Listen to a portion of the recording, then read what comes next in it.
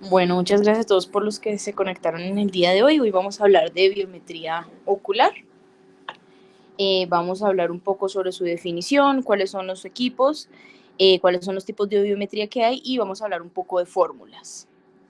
Entonces, iniciando con la definición, esto es una técnica no invasiva que aplicando ciertas fórmulas junto con algunas medidas oculares que incluyen siempre la longitud axial y el poder de la córnea, de calcular el poder dióptrico del lente intraocular a implantar con el fin de obtener una refracción deseada en un paciente que se opere de catarata. En cuanto a los equipos, dentro de los equipos utilizados para la medición de la distancia dentro del ojo existen dos tipos.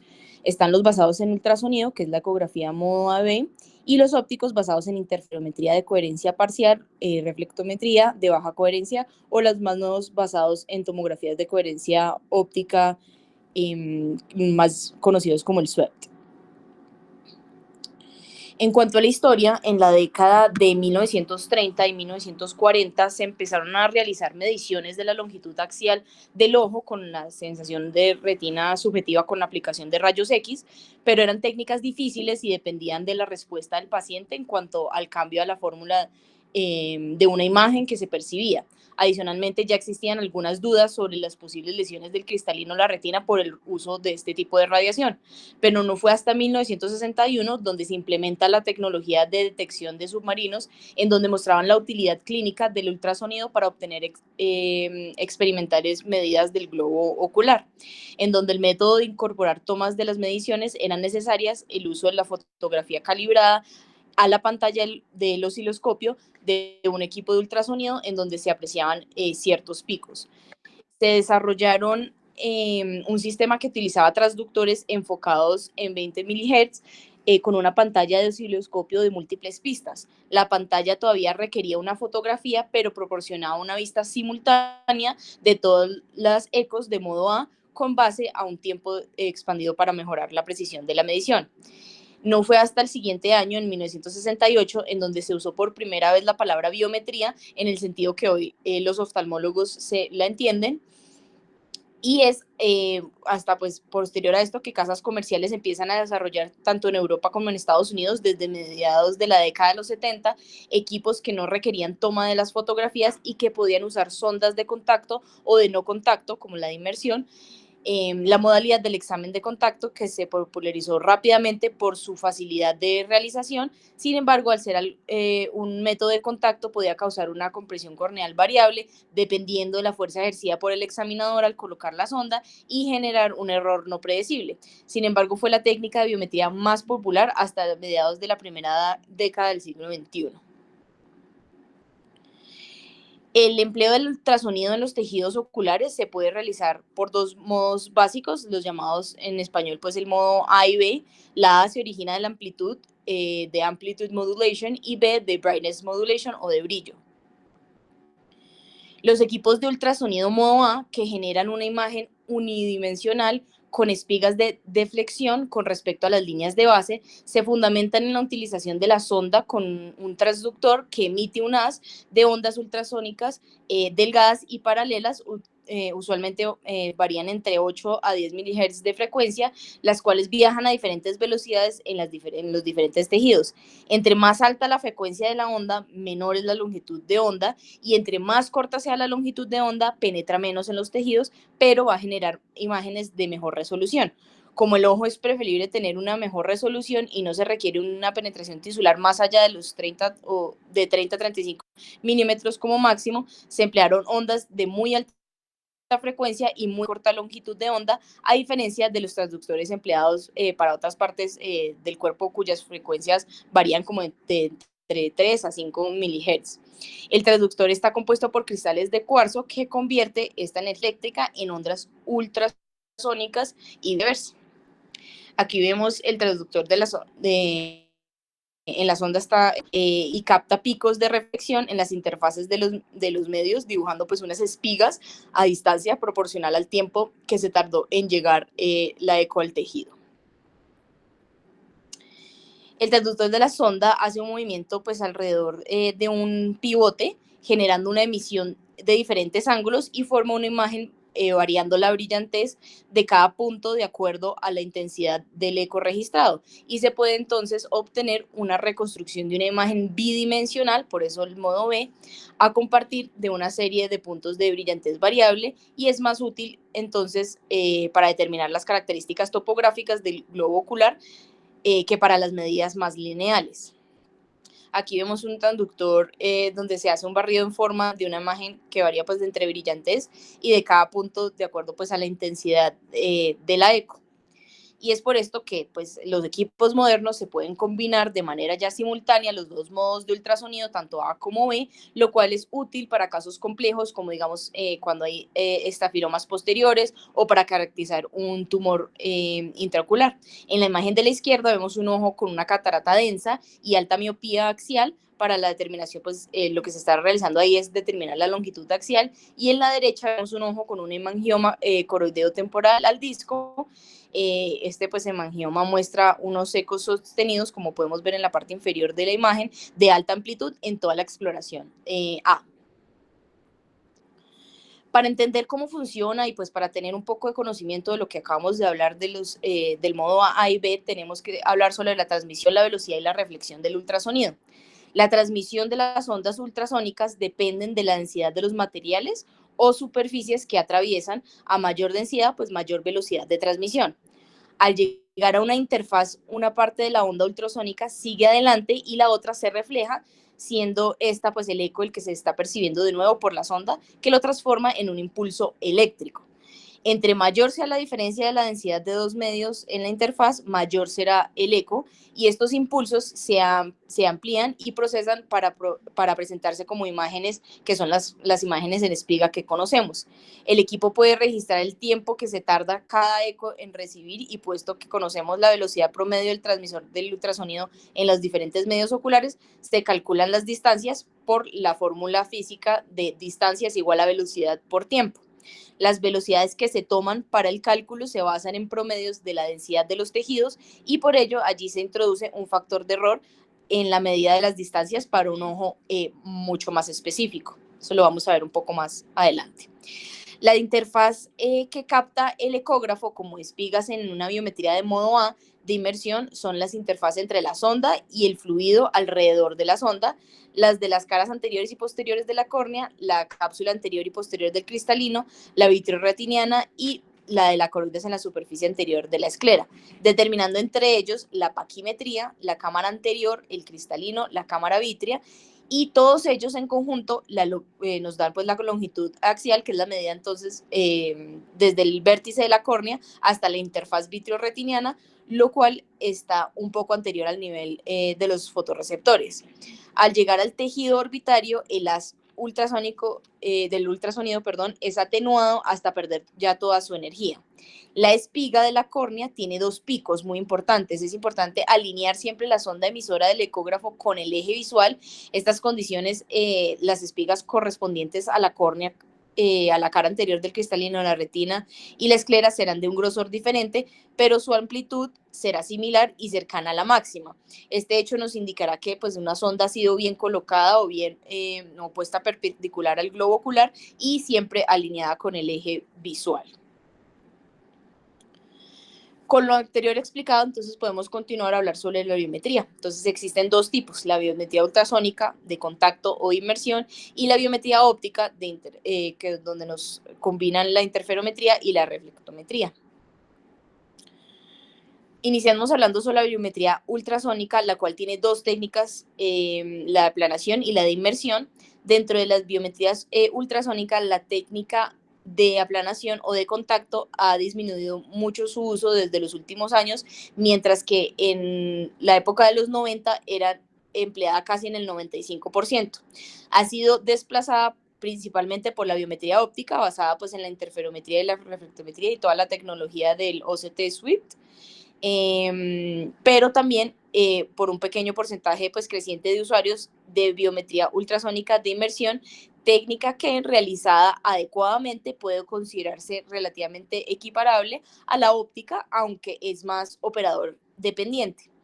La biometría ultrasónica de contacto se popularizó por su facilidad, pero siempre fue cuestionada en cuanto a su reproducibilidad, debido a que el contacto directo entre la sonda y la superficie corneal generaba una indentación y por ende un acortamiento variable de la longitud del ojo, lo cual lo hace demasiado operador dependiente, con acortamientos variables reportados en 300, 140 y 360 micras, lo cual ha sido comprobado pues, por estudios tanto antiguos como recientes. En conclusión, pues esta técnica que actualmente pues, no se recomienda para ninguno de los estudios biométricos. Esta pues es la forma como se realiza este tipo de biometría. La otra modalidad de biometría ultrasónica es la técnica por inmersión.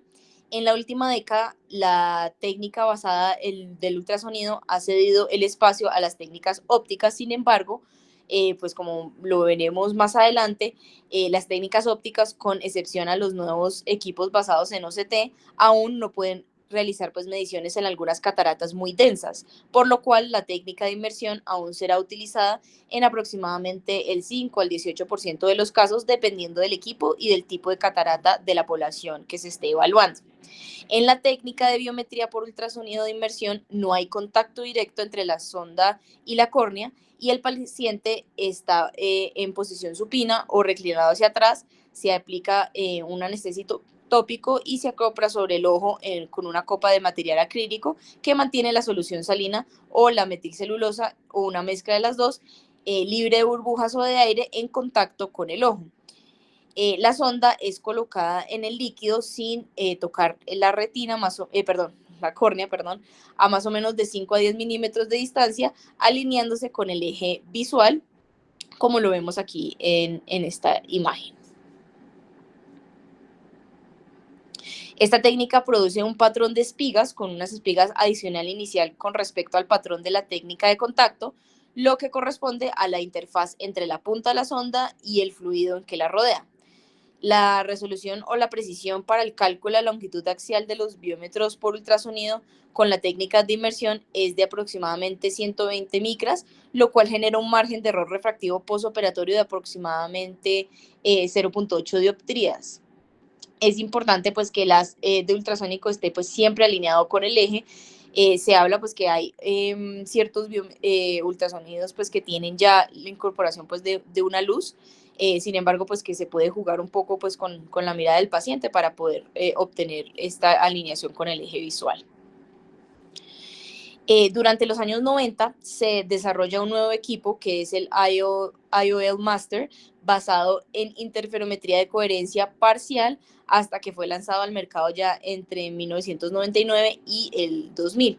El líder del grupo creado fue Higgins, quien entendió que los resultados del instrumento para la medición de la longitud axial del ojo tenían que coincidir con los de las técnicas de ultrasonido de inmersión que estaban en uso pues ya durante pues todo el mundo, para permitir su uso con fórmulas convencionales, y por ello lo ajustó de manera más interna, ya que mientras pues el pico más notorio de la reflexión de luz era pues el epitelio pigmentario de la retina, el del ultrasonido era la interfaz vítreo membrana limitante interna, es decir que había una diferencia entre las dos tecnologías de más o menos unas 200 micras.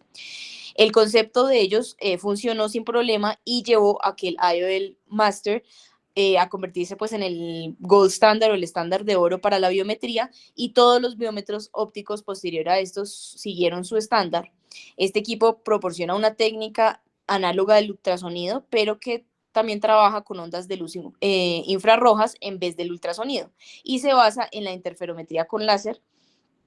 Su técnica está basada en la proyección de dos haces de luz infrarrojos, el láser de diodo multimodal de 780 nanómetros de longitud de onda sobre el globo ocular, y la medición de la reflexión de estos haces sobre las distintas superficies oculares.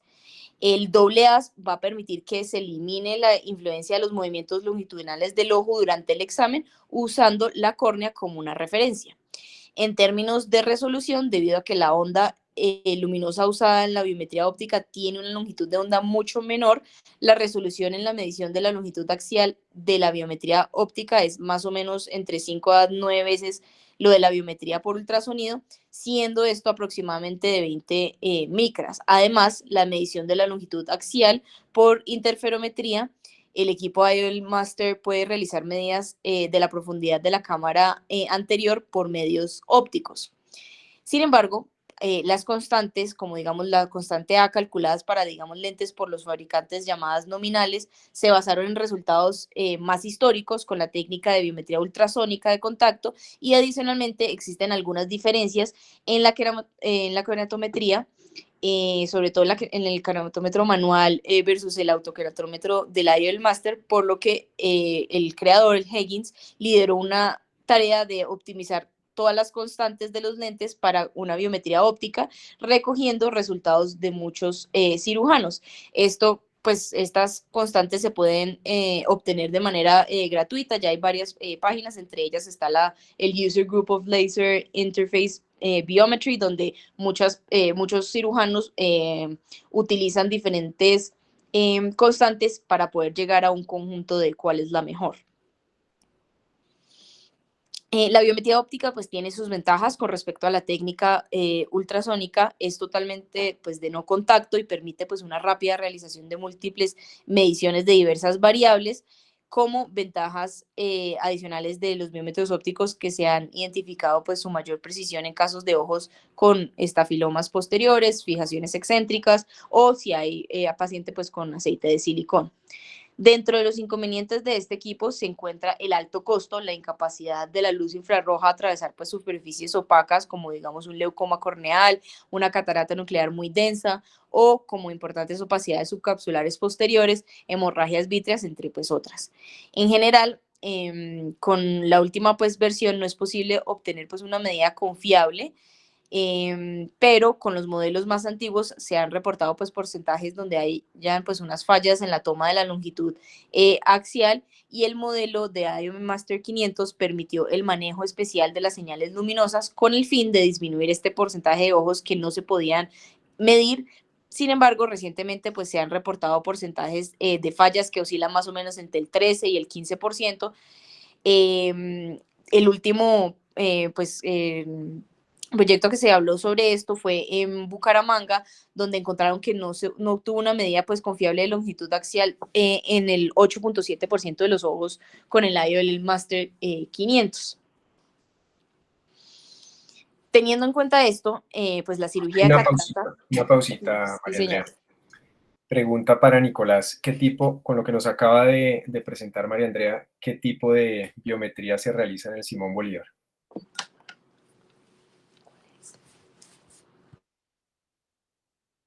¿Nicolás está?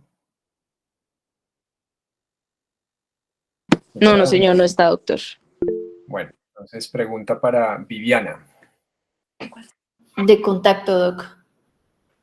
María Andrea, ¿correcto o incorrecto? ¿Aló? ¿Aló? Dile a ¿Aló? Viviana. ¿Contestó bien o contestó mal? Incorrecto, doctor. ¿Por qué? Bueno, pues el doctor, depende, porque yo he visto al doctor también usando las de inmersión, o sea, el doctor utiliza las ambas, Las utiliza pues ambas, exactamente. sí, Sí, muy bien. O sea que parcialmente correcto. parcialmente correcto, perdón, Bill. Y a nivel mundial, ¿cuál es el biómetro óptico que más se usa? Pues el IOL Master es el que Ujú, se sigue sí, utilizando a pesar de, pues, esa es la respuesta. Esa es la que más se usa. Y otra pregunta, bueno, esa hagámosela, puede ser a María Adelaida. ¿Qué pasa si tú mides la longitud axial de un ojo y te queda 1 milímetro más pequeño o más largo de lo que realmente es? Más o menos, ¿cuántas dioptrías de cálculo en el error del lente intraocular te puede producir ese milímetro de error en la longitud axial? Doctor, qué pena. Doctor, yo diría que Yo puede diría, ser 0,50. ¿cuánto? ¿Cuánto dijiste? ¿Aló? ¿Cuánto dijiste? No, pero no le soplen. Bueno, pregunté. No, doctor, yo pensé que se había escuchado. Pues pienso que es 0,50. Pero 0,50. ¿Y qué opina? ¿Quién más está por ahí de los R2? Felipe.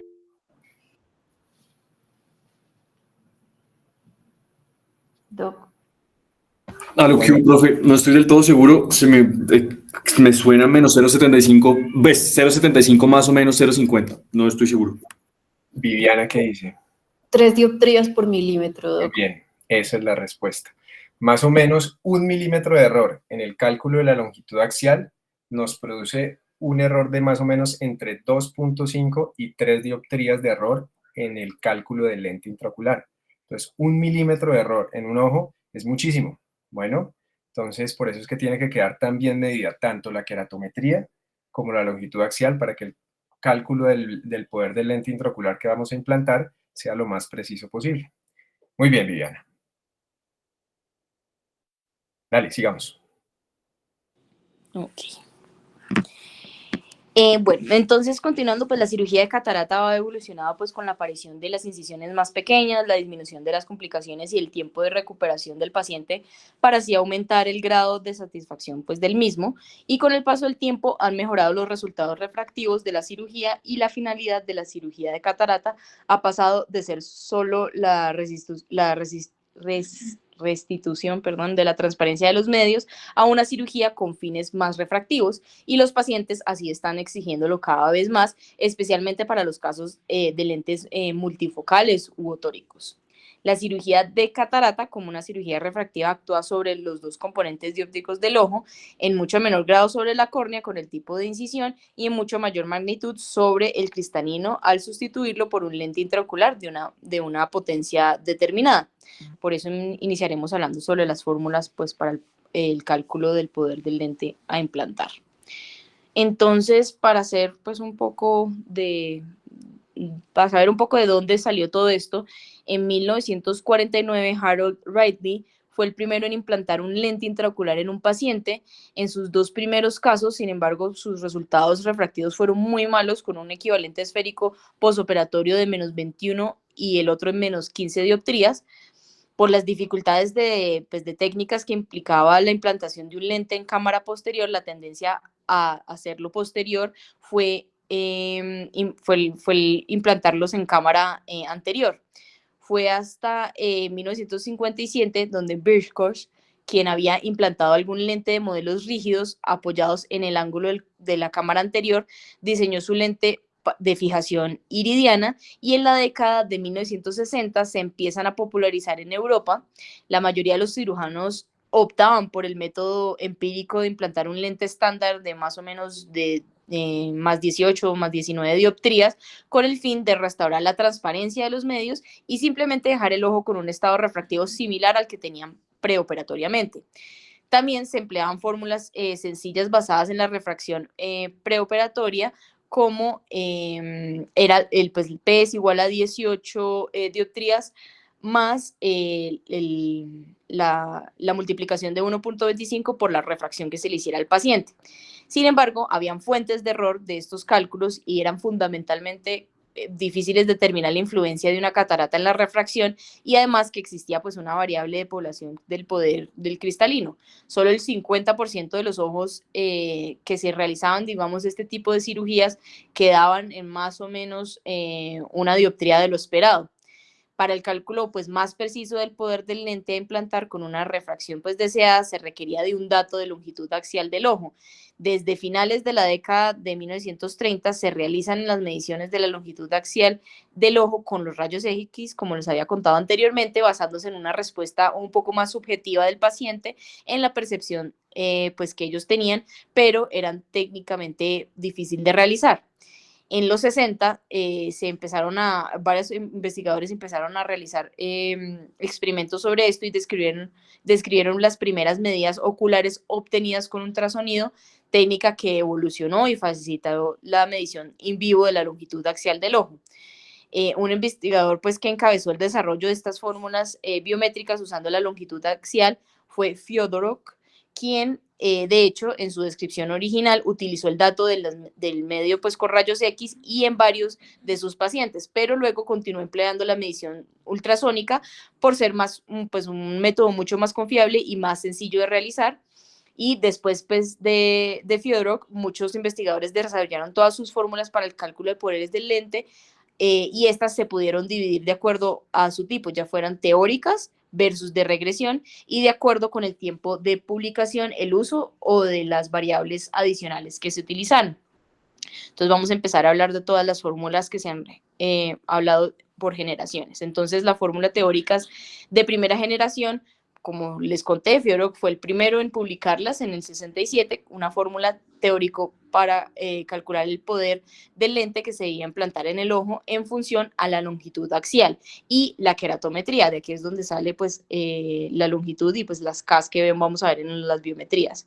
En esta fórmula se calcula en posición efectiva del lente, que es algo pues que vamos a hablar durante toda la charla, que es el ELP, basándose en la queratometría y el diámetro corneal, a diferencia de todas las demás teóricas de primera generación en las que la posición efectiva del lente se empleó un valor de una constante para cada lente. Esta fórmula, así como todas las teóricas de primera generación que se surgieron en esta época, se basaron en el cálculo de los rayos al llegar al plano del lente intraocular y a la vergencia con la que debería salir de ese plano para enfocarse en la mácula, conociendo la longitud axial y la posición del lente, más o menos pues la posición presumida de donde se debería quedar el lente, se podía determinar el poder del lente intraocular. Entonces, ELP es eso, posición efectiva del lente. ¿Listo? Para que quede claro. Sí, señor. Entonces el primer paso era determinar la distancia focal de los rayos que salían de la córnea, cuya vergencia es equivalente pues, al poder de la córnea, entendiendo que los rayos que ingresan son paralelos provenientes de un objeto lejano y por ello tienen vergencia igual a 0.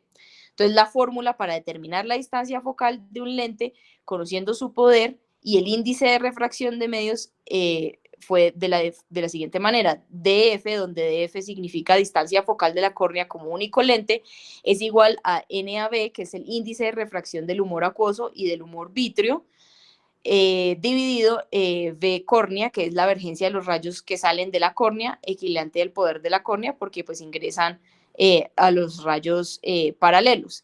Esta fórmula es equivalente a la publicada por el mismo Fyodorov, solo que algunas transformaciones matemáticas de la ubicación pues, de los términos pues, fue lo que cambiaron. De aquí surgieron muchas o varias fórmulas, incluyendo las programadas pues, en el 72 por Kohler-Brander y la de Hofner en el 74 y la de Birkhoff original en el 75.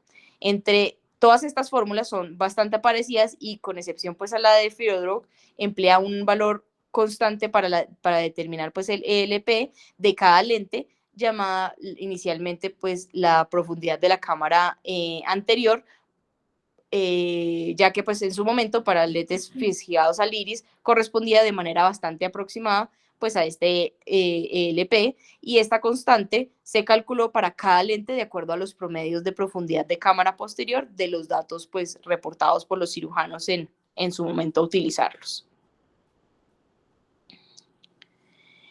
Debido pues, a los problemas con las estimaciones de la profundidad de la cámara, sobre todo pues, en cámaras pseudofáquicas y la posición efectiva del lente intraocular en los posoperatorios y dificultades con las mediciones del poder corneal real, sobre todo pues, en la práctica clínica que se basaba pues, en un índice queratométrico que se sabe pues, que era inexacto, y todas las dificultades de las mediciones de la longitud axial entre los resultados pues, de las primeras generaciones de fórmulas no fueron suficientemente buenos, especialmente cuando se encontraban con ojos pues, muy cortos, que eran pues, con longitudes axiales menor a 22 milímetros o muy largos, mayor a 25.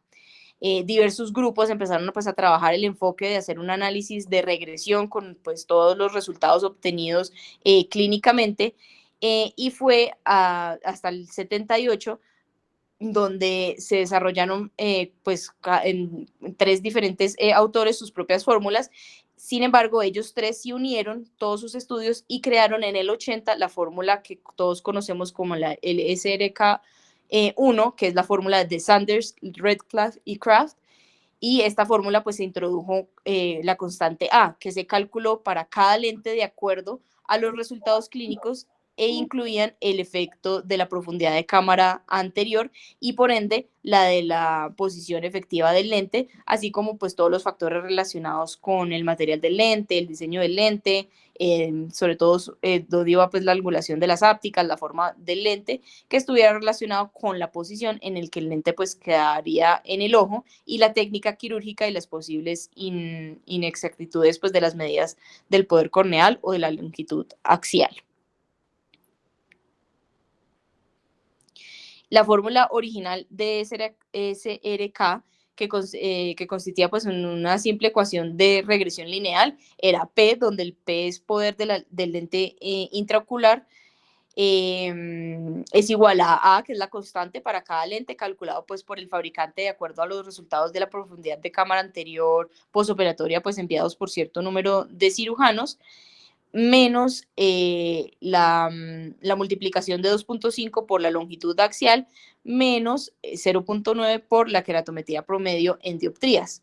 Debido a que era pues una fórmula mucho más sencilla de calcular, se popularizó de manera muy rápida. Aún hoy en día pues en casos pues urgentes necesidad pues de nuevo cálculo con otra constante A, y en ojos con longitudes axiales normales entre 22 a 25 se podría utilizar, aunque pues ya hay muchos calculadores online pues disponibles con diversas fórmulas, pero estos cálculos en general van a resultar de un poder más alto que las fórmulas de tercera o cuarta generación, llevando pues a una miopía un poco más posoperatoria. Se sabe que oscila entre más o menos 0.75 a una dioptría entre las combinaciones pues de todas las fórmulas que vamos a continuar hablando. Para el desarrollo entonces de las fórmulas teóricas de la segunda generación, que continuaron con toda la aplicación de las leyes que ya se habían hablado de la óptica geométrica en un ojo esquemático como las teóricas de primera generación, los investigadores identificaron que había un factor de imprecisión de las fórmulas teóricas de primera generación, que era casi todas donde asumían que la posición efectiva del lente era igual en todos los ojos para cada modelo del lente intraocular, independientemente de la longitud axial. Es por ello que Hofner y Brinkhorst, al igual que los creadores pues, de las fórmulas de regresión, que es el SRKT, observaron que con las fórmulas teóricas de primera generación, los ojos largos tendrían a tener hipocorrecciones y los ojos cortos se hipercorregían. Por todo ello, se dedujeron que el valor de profundidad de la cámara anterior posoperatoria se debía calcular en función a la longitud axial, realizando modificaciones y creando las fórmulas teóricas de segunda generación. Entonces, Hofner es el que realiza pues, es la primera pues, fórmula de segunda generación, incluyendo la longitud axial, que ya lo habíamos venido trayendo de las primeras generaciones, pero nos trae el dip de la cámara anterior. Y Birchhoff lo que hace es modificar la de Hofner, y esto hizo pues que estas fórmulas teóricas tuviesen una mayor capacidad predictiva como un resultado de una posición mayor, o sea, que la precisión fuera mucho mayor de la predicción de dónde iba a quedar la posición efectiva del lente.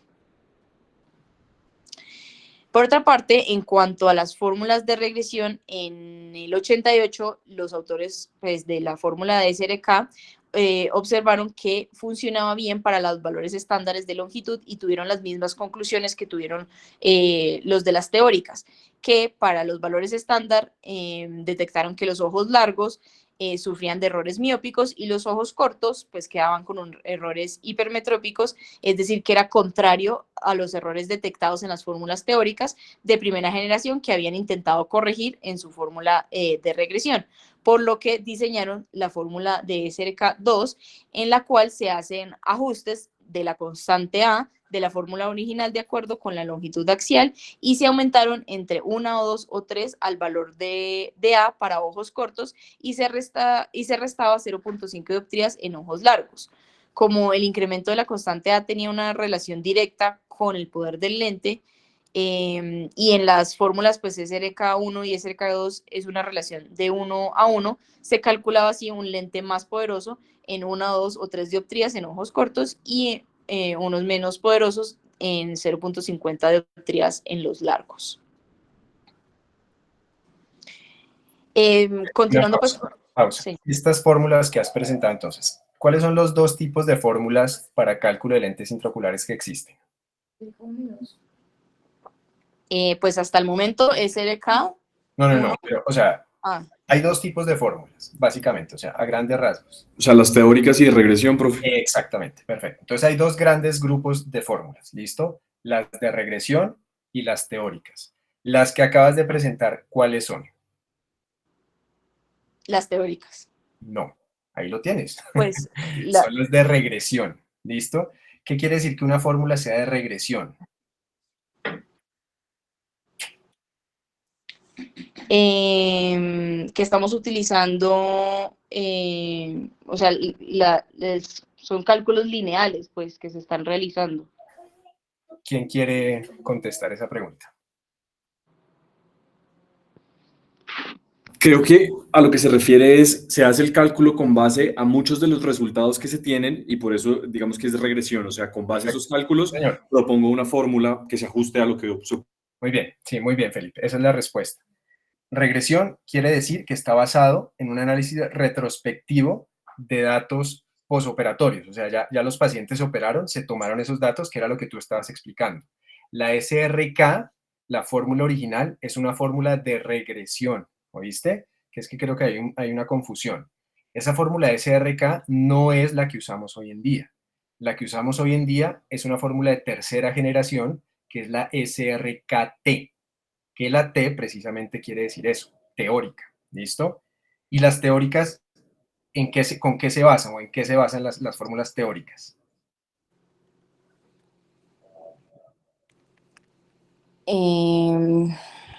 Las teóricas, pues serían, ¿Sabes?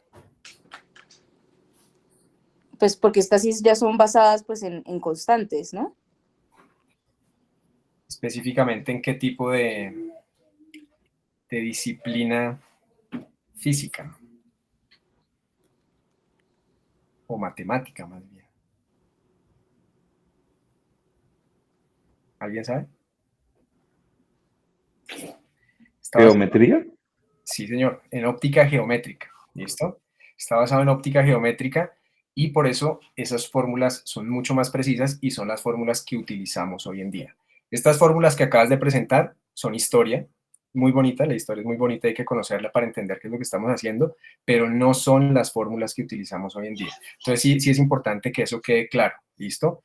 Las fórmulas que utilizamos hoy en día son fórmulas de tercera y de cuarta generación, que son fórmulas teóricas. No son fórmulas de regresión, que son las fórmulas de segunda generación y de primera generación. Obviamente, para llegar a esas fórmulas que utilizamos hoy en día, pues hubo que hacer todo esto que tú acabas de explicar que se está haciendo, ¿no?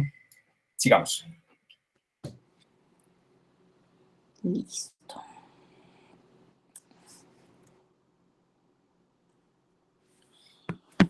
Bueno, entonces continuamos con las fórmulas teóricas de tercera generación. Estas fórmulas